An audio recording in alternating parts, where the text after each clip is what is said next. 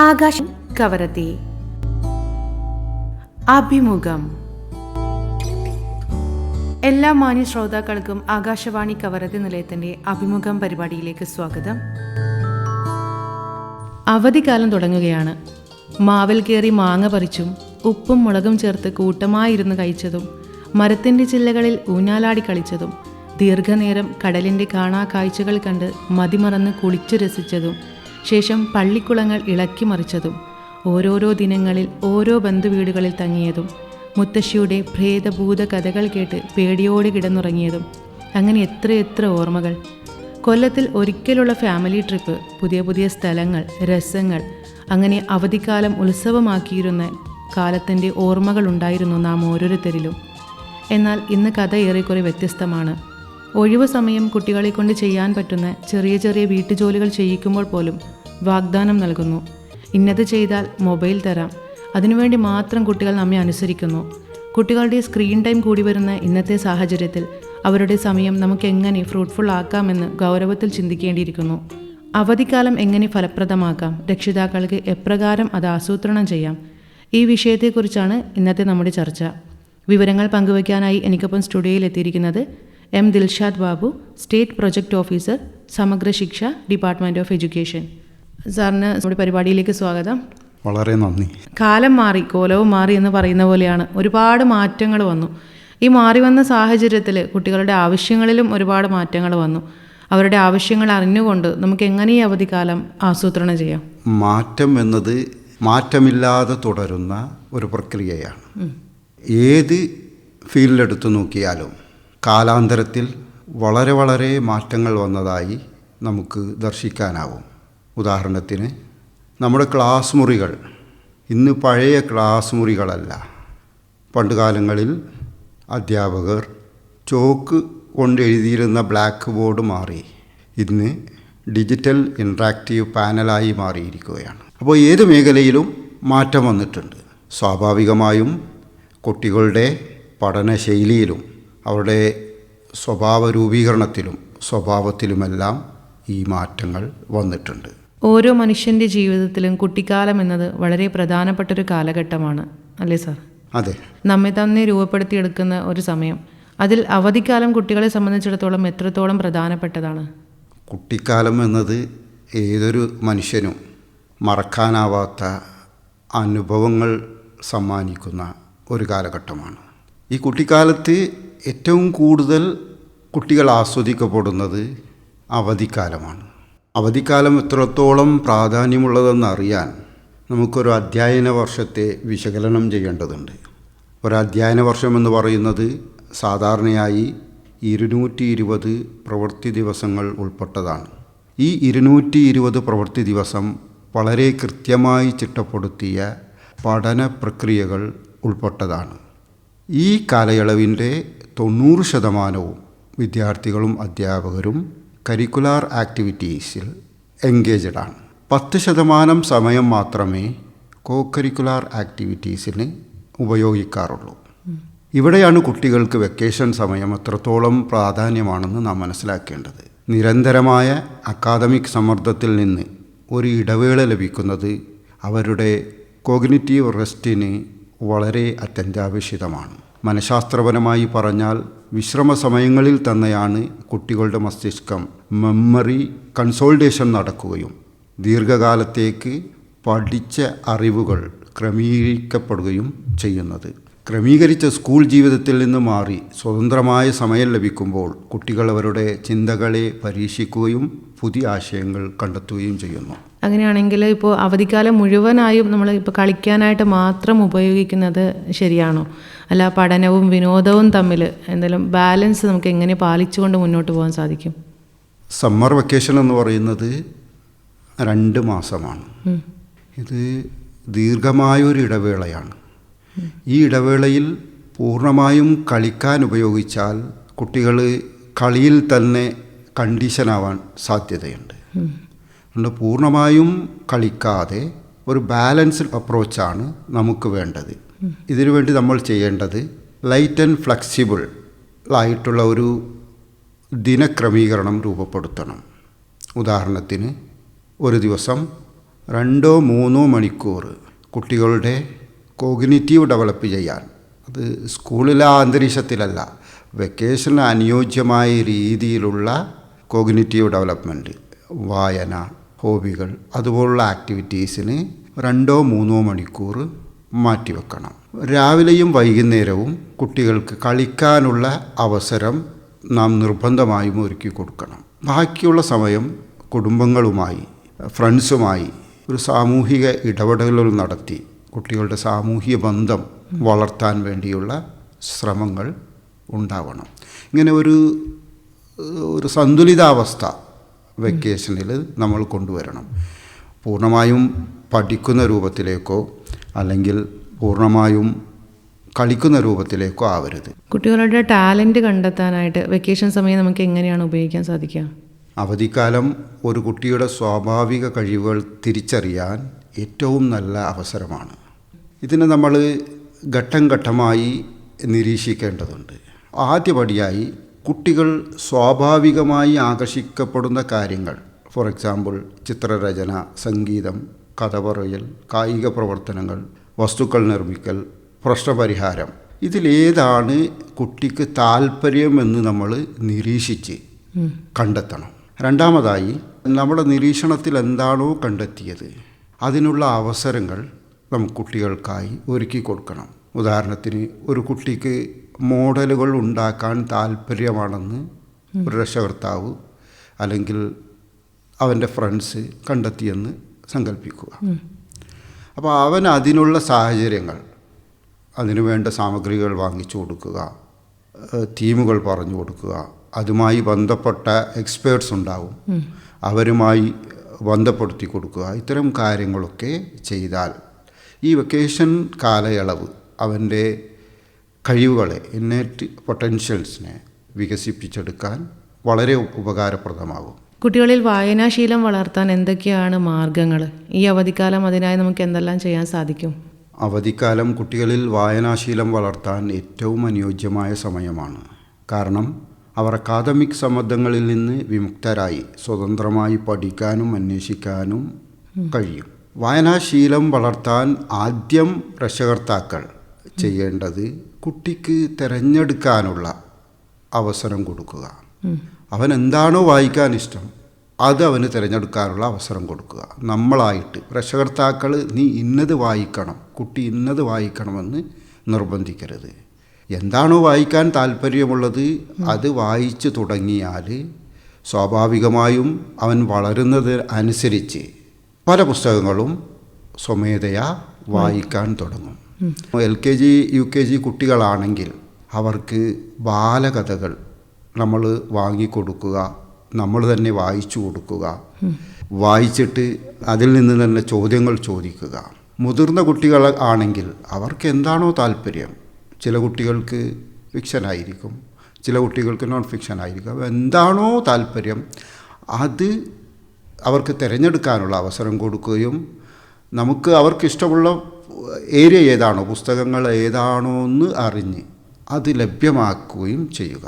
അങ്ങനെ വന്നാൽ കുട്ടികളുടെ വായനാശീലം നമുക്ക് ഈ അവധിക്കാലത്ത് വികസിപ്പിക്കാൻ സാധിക്കും. അതായത് ഇപ്പോൾ പാരൻ്റ് ഒരു ഫെസിലിറ്റേറ്ററായിട്ട് മാറി നിന്നാൽ മാത്രം മതി, അങ്ങനെയല്ലേ സാർ ഇപ്പോൾ ഉദ്ദേശിച്ചത്?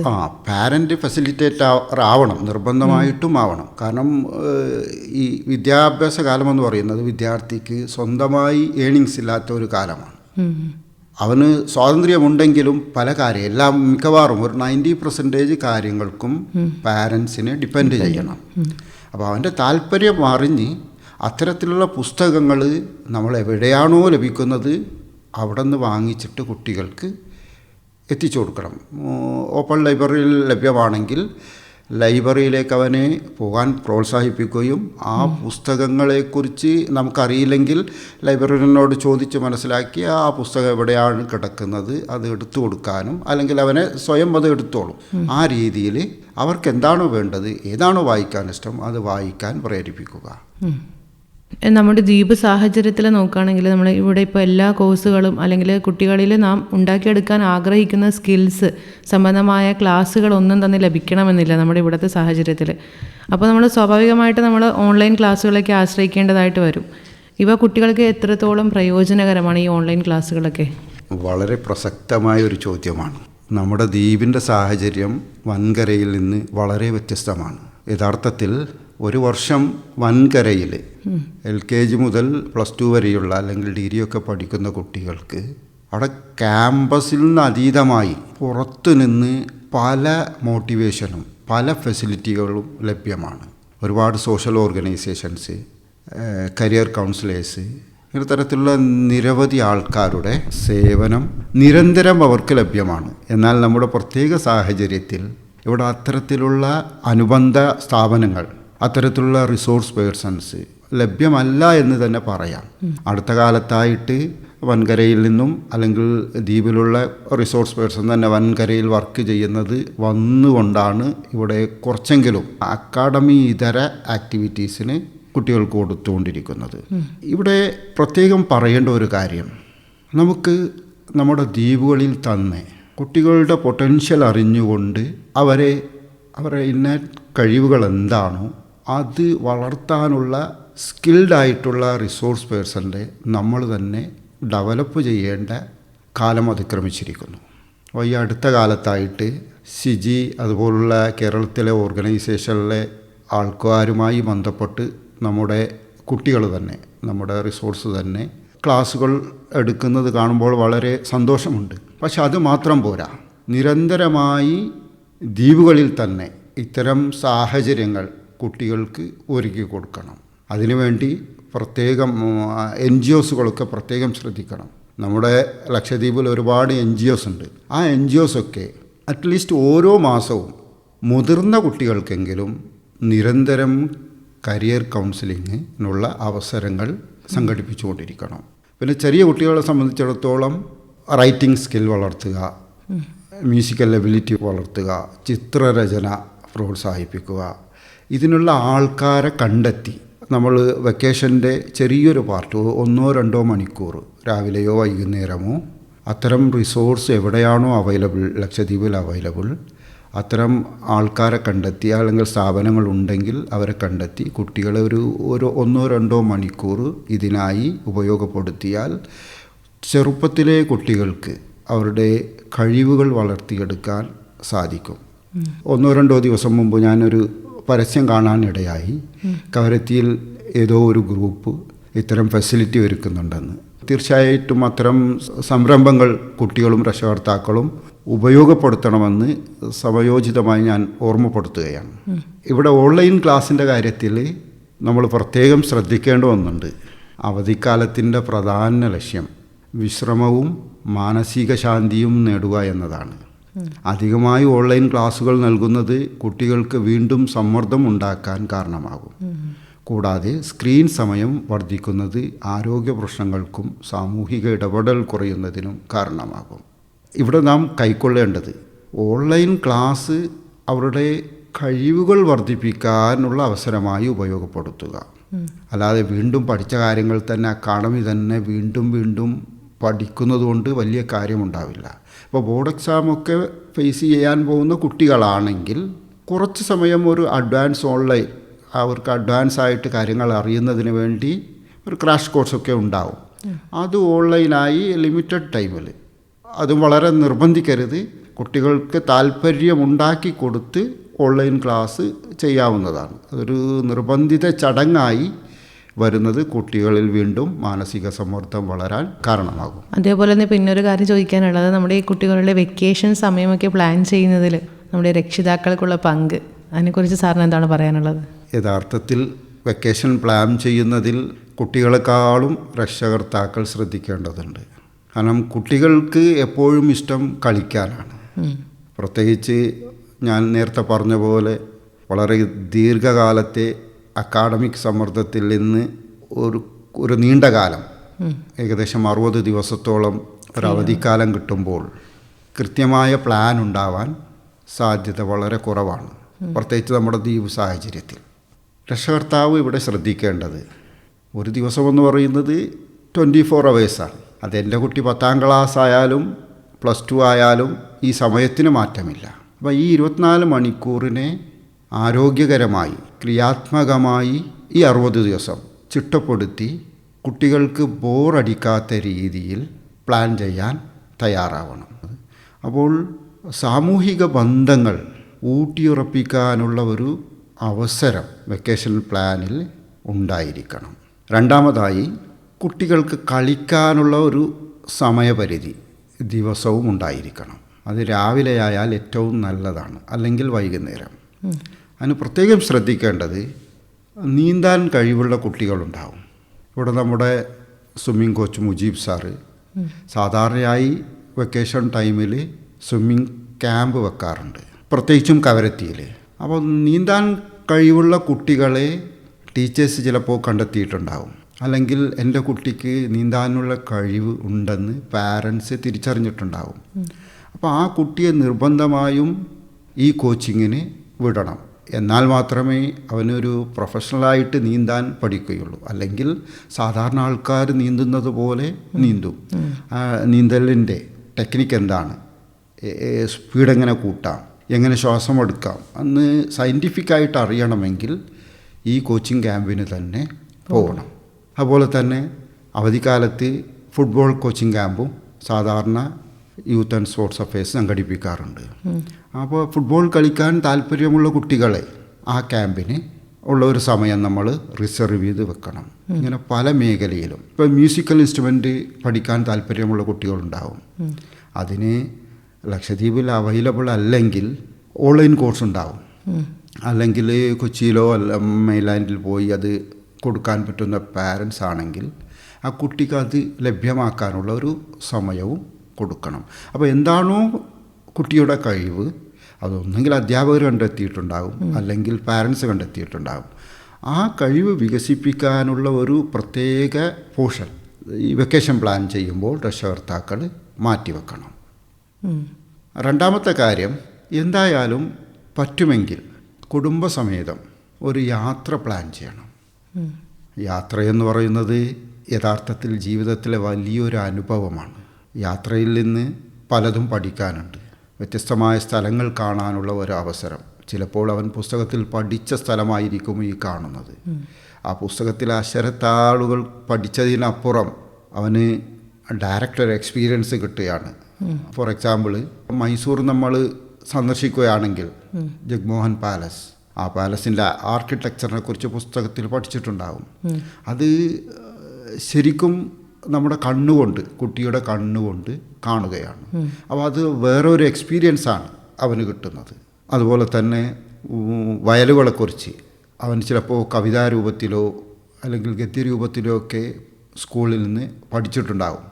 അല്ലെങ്കിൽ ഒരു നെല്ല് വളരുന്നതിനെ കുറിച്ച് EVS പഠിച്ചിട്ടുണ്ടാകും, അല്ലെങ്കിൽ സയൻസിൽ പഠിച്ചിട്ടുണ്ടാകും. അപ്പോൾ നമ്മൾ ട്രെയിനിലൂടെ ഇങ്ങനെ പോകുമ്പോൾ നെൽപ്പാടങ്ങൾ ഒരുപാട് കാണും. അതിൽ എന്താണ്, നാര് വെച്ച് വളർന്നു വരുന്ന ഒരു സീന് കാണാൻ സാധ്യതയുണ്ട്. അതുപോലെ ഈ കതിരിട്ട് ഇങ്ങനെ കിടക്കുന്ന നെൽപ്പാടങ്ങൾ കാണാൻ സാധ്യതയുണ്ട്.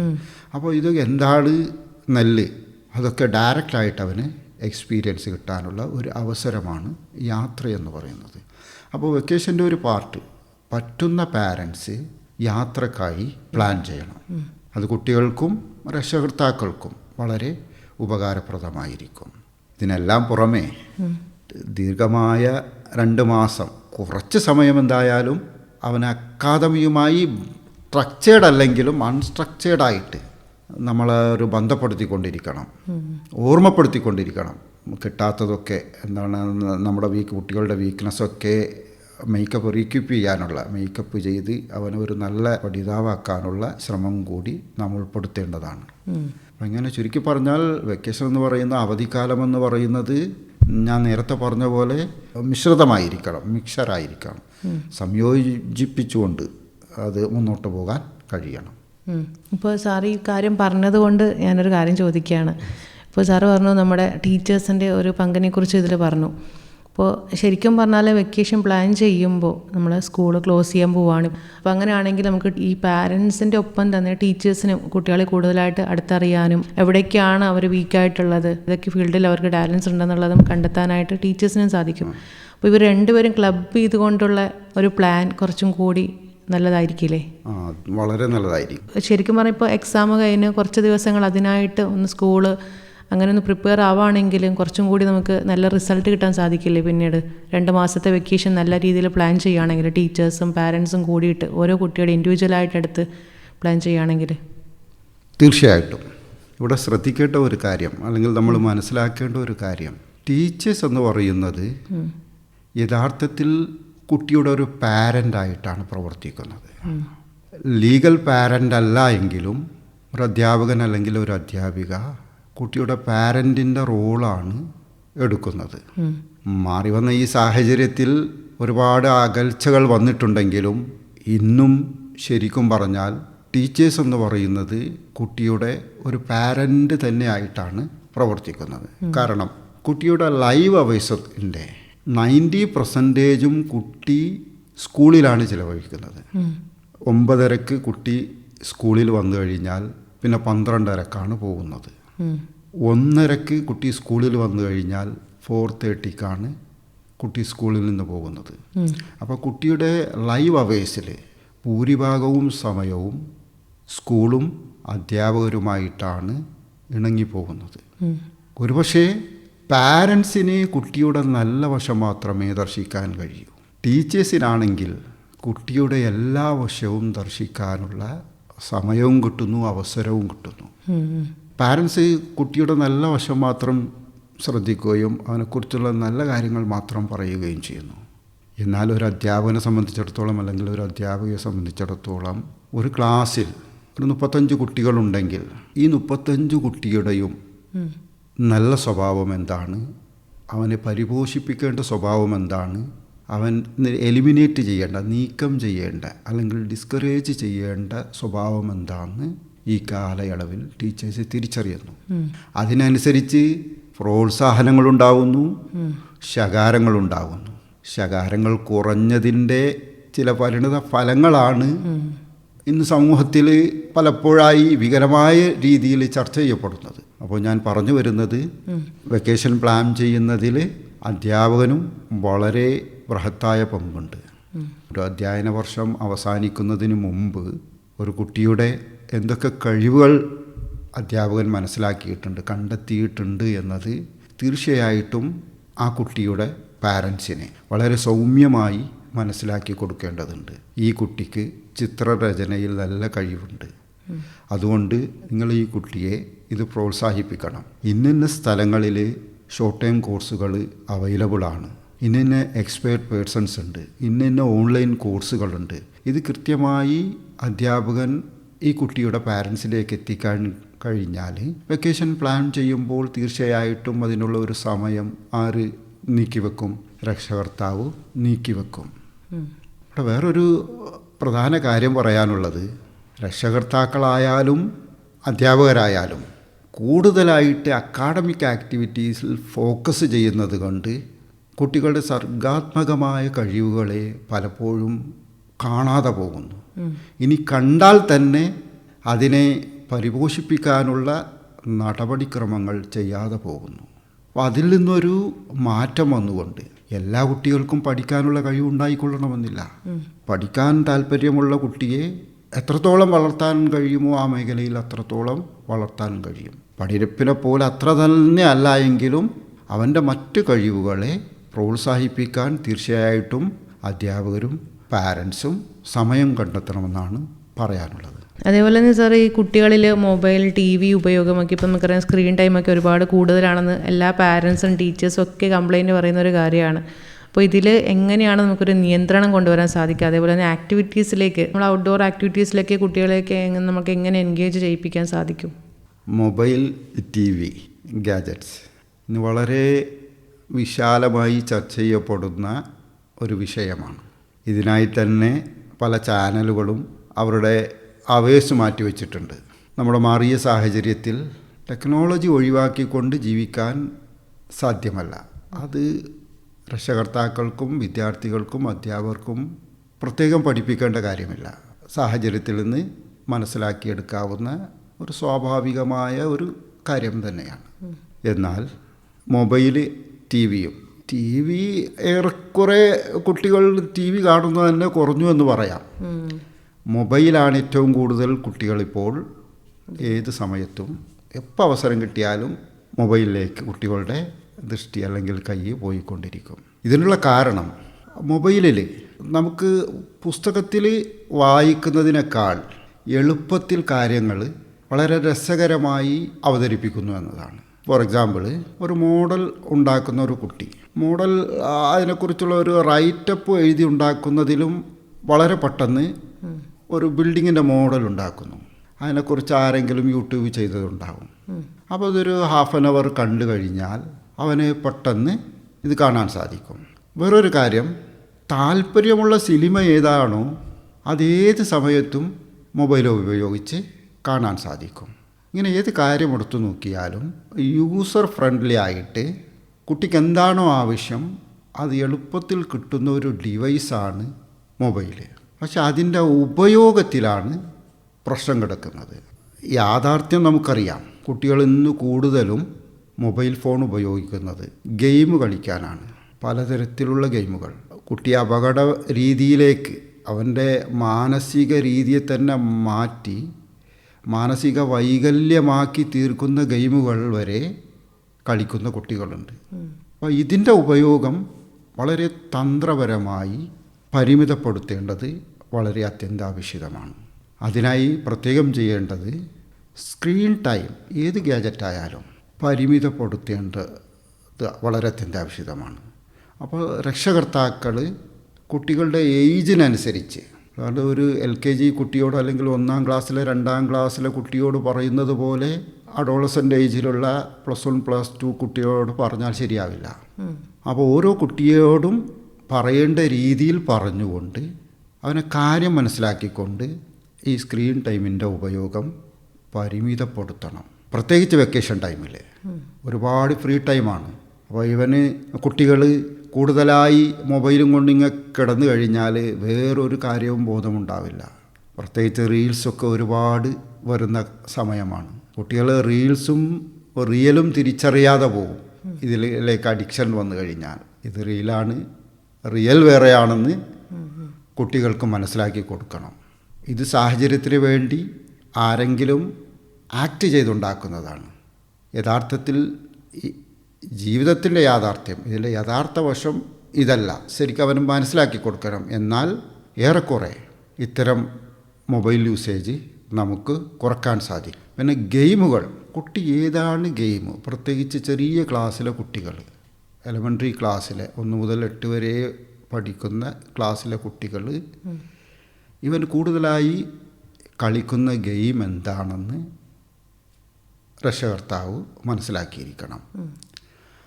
അപ്പോൾ ആ ഗെയിം ഇവന് ചിലപ്പോൾ യാതൊരു തരത്തിലുള്ള അക്കാഡമിക്കായാലും ഇവൻ്റെ കൊഗ്നിറ്റീവ് ലെവലായാലും ഇവൻ്റെ എൻ്റർടൈൻമെൻറ്റിലായാലും ഉപകാരം ചെയ്യാത്ത ഗെയിമാണെങ്കിൽ അതിനെ നിരുത്സാഹപ്പെടുത്തി ഉപകാരം കിട്ടുന്ന ഗെയിമുകളെക്കുറിച്ച് പറഞ്ഞ് മനസ്സിലാക്കി അത് ഡൗൺലോഡ് ചെയ്ത് അത് കാണാൻ. നമ്മൾ ഒറ്റയടിക്ക് നീ ഗെയിം കാണരുതെന്ന് പറയരുത്. ഇന്ന ഗെയിമുകൾ ഇത്ര സമയം കാണുക. സിനിമ കാണുമ്പോൾ സെലക്ട് ചെയ്ത് കാണാൻ പ്രേരിപ്പിക്കുക. ജീവിതാനുഭവങ്ങളുമായി അല്ലെങ്കിൽ ഭാവിയെക്കുറിച്ചുള്ള ഒരുപാട് സിനിമകളുണ്ട്, യാഥാർത്ഥ്യങ്ങളുമായി പൊരുത്തപ്പെടുന്ന അത്തരത്തിലുള്ള സിനിമകൾ കാണാൻ പ്രോത്സാഹിപ്പിക്കുക. പിന്നെ ഈ മോഡൽസൊക്കെ ഉണ്ടാക്കുന്നതല്ലേ, അത് എക്സ്പേർട്ടുകൾ അപ്ലോഡ് ചെയ്ത യൂട്യൂബും മറ്റ് ഓൺലൈൻ പ്ലാറ്റ്ഫോമുകളുണ്ടാകും. അതൊക്കെ മനസ്സിലാക്കി അത്തരത്തിലുള്ള ആൾക്കാരുടെ വീഡിയോസ് കാണാൻ വേണ്ടി പ്രേരിപ്പിക്കുക.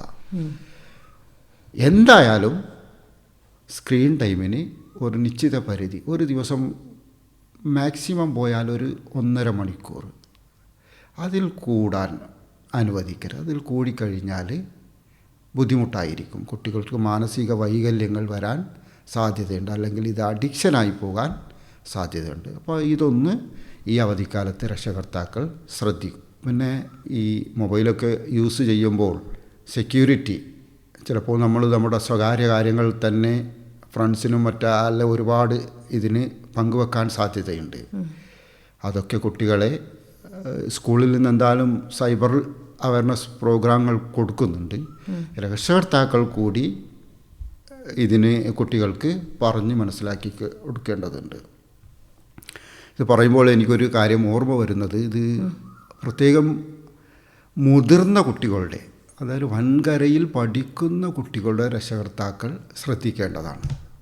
അപ്പോൾ ഈ അടുത്ത് എന്നെ ഒരു പാരൻ്റ് വിളിച്ചിരുന്നു.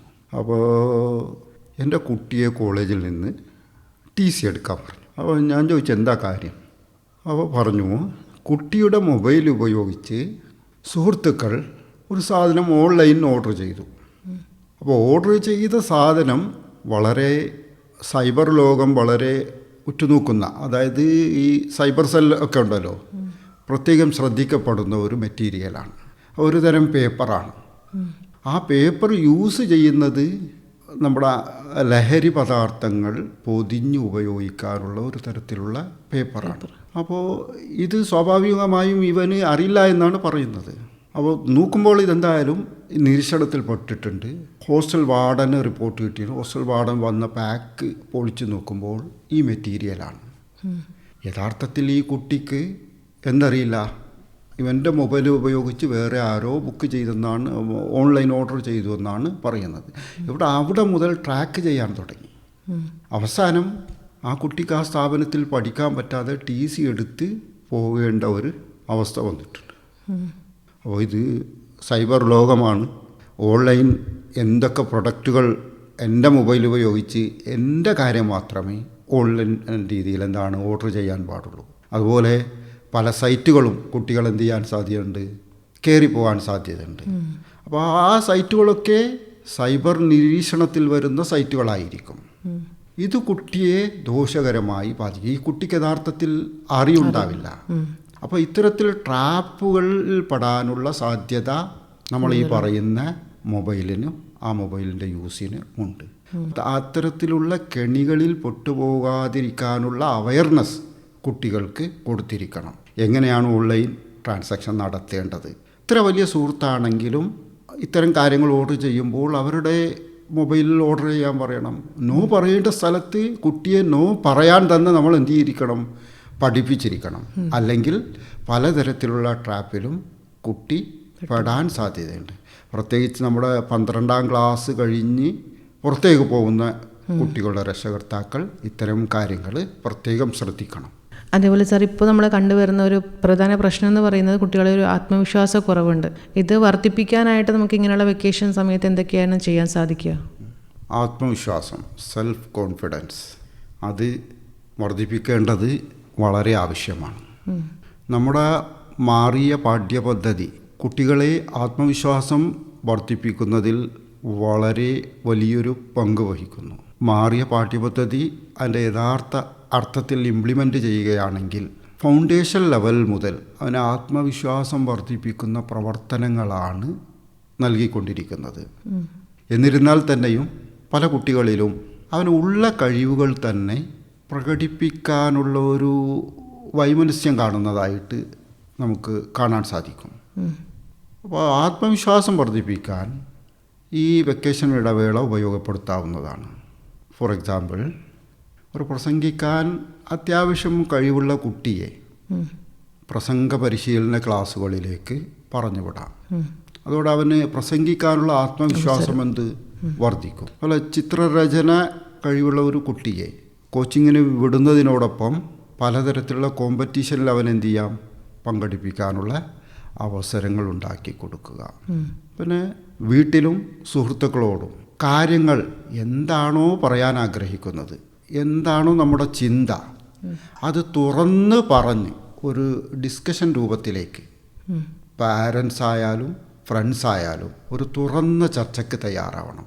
അപ്പോൾ ആ ചർച്ചകളിലൂടെ ഇവനെന്ത് വരും, ആത്മവിശ്വാസം വർദ്ധിക്കും. നമ്മൾ സാധാരണ സംസാരിക്കുന്നതിലപ്പുറം ഒരു വിഷയമെടുത്തുകൊണ്ട് സംസാരിക്കാനുള്ള പ്രാക്ടീസ് നൽകണം. അപ്പോൾ ഏറ്റവും ഇവിടെ ലോകത്ത് കത്തി നിൽക്കുന്ന ഒരു വിഷയമാണിപ്പോൾ ഇറാൻ അമേരിക്ക യുദ്ധം. അപ്പോൾ ഈ യുദ്ധം വളരെ ശക്തമായി നടന്നുകൊണ്ടിരിക്കുകയാണ്. ഇതുമായി ബന്ധപ്പെട്ട് വളരെ പ്രത്യാഘാതങ്ങൾ ലോകത്തിനുണ്ടായിക്കൊണ്ടിരിക്കുന്നു. ഇത് വലിയവർ മാത്രം ചർച്ച ചെയ്യേണ്ട വിഷയമല്ല.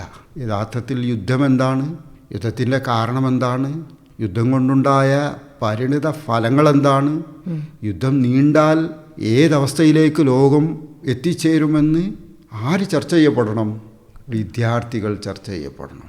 അപ്പോൾ അവർ ചർച്ചകൾക്കുള്ള ഇത്തരത്തിലുള്ള പല തുറന്ന ചർച്ചക്കുള്ള വേദികൾ വീട്ടിലും പൊതുസമൂഹത്തിലും അവസരങ്ങൾ ഉണ്ടാക്കി കൊടുക്കണം.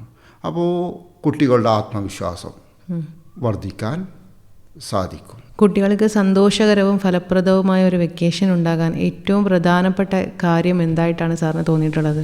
അവധിക്കാലം ഞാൻ ഒരുപാട് തവണ റിപ്പീറ്റ് ചെയ്ത് കഴിഞ്ഞു. കുട്ടികളുടെ അക്കാദമിക് സമ്മർദ്ദത്തിൽ നിന്ന് മാറി ഒരു മാനസികമായി ഉല്ലാസം കിട്ടേണ്ട ഒരു പീരീഡാണ്. അവിടെ കുട്ടി മാക്സിമം എൻജോയ് ചെയ്യണം, ആസ്വദിക്കണം.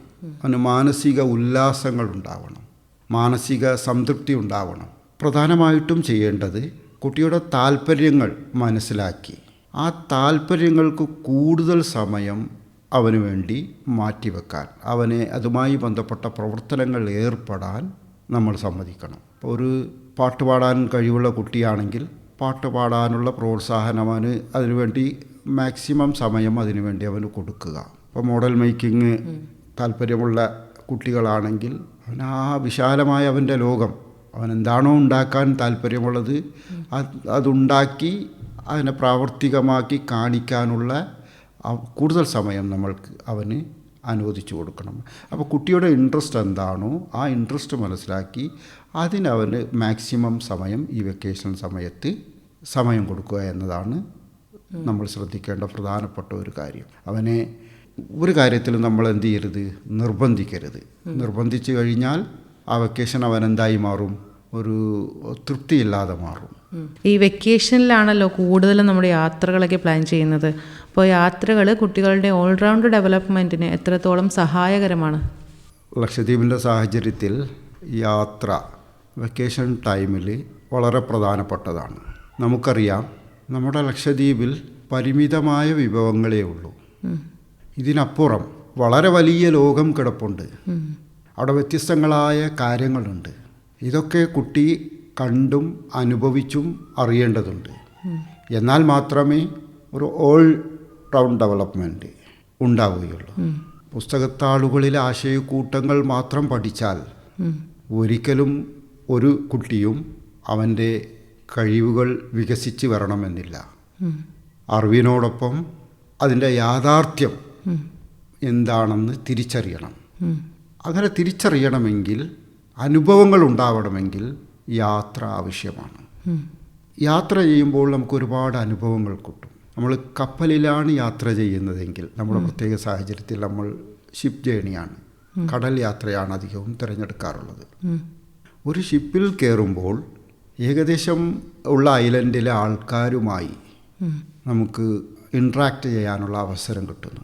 അതിലൂടെ കുട്ടി തനിയെ മനസ്സിലാക്കുന്നു ഓരോ ദ്വീപിലും ഭാഷയിൽ, ശൈലിയിൽ വ്യത്യാസമുണ്ടെന്ന് മനസ്സിലാക്കാൻ സാധിക്കുന്നു. ഇനി നമ്മൾ ഒരു കവരത്തിയിലുള്ള ഒരു കുട്ടി തൊട്ടടുത്തുള്ള ഐലൻഡ് സന്ദർശിക്കുകയാണെങ്കിൽ കവരത്തിയിലില്ലാത്ത പ്രത്യേകത അഗത്തിയിൽ എന്തുണ്ട് അത് യാത്ര കൊണ്ട് മനസ്സിലാക്കാൻ സാധിക്കുന്നു. യഥാർത്ഥത്തിൽ നമ്മൾ ശ്രദ്ധിക്കേണ്ടത് ലക്ഷദ്വീപിൽ ജനവാസമുള്ള 10 ദ്വീപേ ഉള്ളൂ. എന്നാൽ ജനവാസമില്ലാത്ത 36ഓളം, എല്ലാം കൂടി 36 ഐലൻഡ് ഉണ്ട്. നമ്മളൊരു പക്ഷേ വലിയ ആൾക്കാർ തന്നെ ജനവാസമുള്ള ഈ 10 ദ്വീപിൽ പോലും സന്ദർശിച്ചിട്ടുണ്ടാവില്ല. എൻ്റെ അഭിപ്രായത്തിൽ ഒരു അഭ്യർത്ഥന എന്ന് പറയുന്നത് നമ്മുടെ വരും തലമുറയെ ആൾ താമസമുള്ളതും പ്രത്യേകിച്ച് ആൾ താമസമില്ലാത്ത ഏതൊക്കെ ദ്വീപുണ്ടോ ആ ദ്വീപൊക്കെ സന്ദർശിക്കാനുള്ള അവസരം സ്കൂൾ അധികൃതരും രക്ഷകർത്താക്കളും അല്ലെങ്കിൽ വിദ്യാഭ്യാസ സംവിധാനത്തിലൂടെ തന്നെ അവസരമൊരുക്കി കൊടുക്കണം. കാരണം നമ്മൾ ഈ ആൾ താമസമുള്ള ദ്വീപിലെ സാഹചര്യം മാത്രമേ കുട്ടി മനസ്സിലാക്കിയിട്ടുള്ളൂ. നമ്മുടെ എൻ്റെ അഭിപ്രായത്തിൽ ഒരു 90% കുട്ടികളും നമ്മൾ തൊട്ടടുത്തുള്ള ഒരു 5 മണിക്കൂർ 4.5 മണിക്കൂർ 5 മണിക്കൂർ ബോട്ടിൽ സഞ്ചരിച്ചാലെത്തുന്ന സുഹലി ദ്വീപ് സന്ദർശിച്ചിട്ടുണ്ടാവാൻ സാധ്യതയില്ല. അതുപോലെ സുഹലിയിൽ പോയി കഴിഞ്ഞാൽ സുഹലിയുടെ പ്രത്യേക സാഹചര്യം നമുക്ക് മനസ്സിലാക്കാൻ സാധിക്കും. ഒരാൾ താമസമില്ലാത്ത സ്ഥലത്ത് എങ്ങനെയാണ് തെങ്ങുകൾ എങ്ങനെയാണ് വളരുന്നത്, അല്ലെങ്കിൽ അവിടെ മറ്റ് നമ്മുടെ ആൾത്താമസമുള്ള ദ്വീപിൽ കാണുന്നതിന് പുറമേ മറ്റെന്തൊക്കെ സസ്യങ്ങളാണ് അല്ലെങ്കിൽ വൃക്ഷങ്ങളാണ് കണ്ടുവരുന്നത്. അവിടുത്തെ പ്രത്യേക ഇക്കോസിസ്റ്റം എന്താണെന്ന് നേരിട്ട് ഇവന് മനസ്സിലാക്കാൻ സാധിച്ചിട്ടുണ്ട്. നമ്മൾ കുറേ പക്ഷിപ്പെട്ടിയിൽ പോയി കഴിഞ്ഞാൽ നമുക്ക് മനസ്സിലാക്കാൻ സാധിക്കും, അവിടെ യാതൊരു വൃക്ഷവുമില്ല, ഒരു മണൽക്കൂനയാണ്. പക്ഷേ അവിടെ പക്ഷികൾക്ക് അധിവസിക്കാനുള്ള ഒരു സംവിധാനമുണ്ട്. പക്ഷികൾ അവിടെ ഉറങ്ങുന്നു, മുട്ടയിടുന്നു. അത്തരത്തിലുള്ള അവരുടെ ഒരു ആവാസ വ്യവസ്ഥ സ്വയം കണ്ട് മനസ്സിലാക്കാൻ സാധിക്കുന്നു. ഇതുപോലുള്ള ഒരു വേറിട്ട അനുഭവങ്ങൾ യാത്രയിലൂടെ സാധിക്കും. വൻകരയിലുള്ള യാത്രയെക്കുറിച്ച് ഞാൻ നേരത്തെ പറഞ്ഞതാണ്. അതുപോലെ അഗത്തി ദ്വീപ്, തൊട്ടടുത്ത് അപ്പുറം പോയി കഴിഞ്ഞാൽ കൽപ്പിട്ടി എന്ന് പറയുന്ന ഒരു ദ്വീപ് കാണും. ആ ദ്വീപിൽ പലതരത്തിലുള്ള പ്രത്യേക തരത്തിലുള്ള വൃക്ഷങ്ങളുണ്ട്, കുറ്റിച്ചെടികളുണ്ട്. അപ്പോൾ അതിൻ്റെ സയൻറ്റിഫിക് നെയിം എന്താണ്, ഇത്ര വരെ വളരും, ഇത്തരം കാര്യങ്ങൾക്കൊക്കെ മനസ്സിലാക്കാൻ സാധിക്കും. ആൾതാമസമുള്ള ദ്വീപും ഇല്ലാത്ത ദ്വീപും സന്ദർശിക്കാനുള്ള അവസരം നമ്മൾ കുട്ടികൾക്ക് ഉണ്ടാക്കണം. നമ്മൾ കരയിൽ പോകുന്ന ഒരു ഓർമ്മയുള്ളൂ, മെയിൻലാൻഡിൽ പോകുന്ന ഒരു ഓർമ്മയെ നമുക്കുള്ളൂ. യഥാർത്ഥത്തിൽ നാം നമ്മുടെ ദ്വീപുകൾ തന്നെ ഇതുവരെ കണ്ടു തീർന്നിട്ടില്ല. അപ്പോൾ അതിനുള്ള ഒരു സമയം കൂടി കണ്ടെത്തണം. ഇത് കുട്ടികളുടെ മാനസിക ഉല്ലാസത്തിനും അവൻ്റെ നോളജ് വർദ്ധിക്കാനും എൻഹാൻസ് ചെയ്യാനുമൊക്കെ ഉപകരിക്കും. സാർ, ഇപ്പോൾ മാർച്ച് മാസമാണല്ലോ, ഒരുപാട് തിരക്കുകൾക്കിടയിൽ നിന്നാണ് സാർ ഞങ്ങൾക്കായിട്ട് ഈ സമയം മാറ്റിവെച്ചതെന്നറിയാം. ഒരുപാട് നന്നായിട്ട് കാര്യങ്ങൾ വിശദമായിട്ട് തന്നെ സംസാരിച്ച് തന്നിട്ടുണ്ട്. ഒരുപാട് സന്തോഷം സാർ. നന്ദി.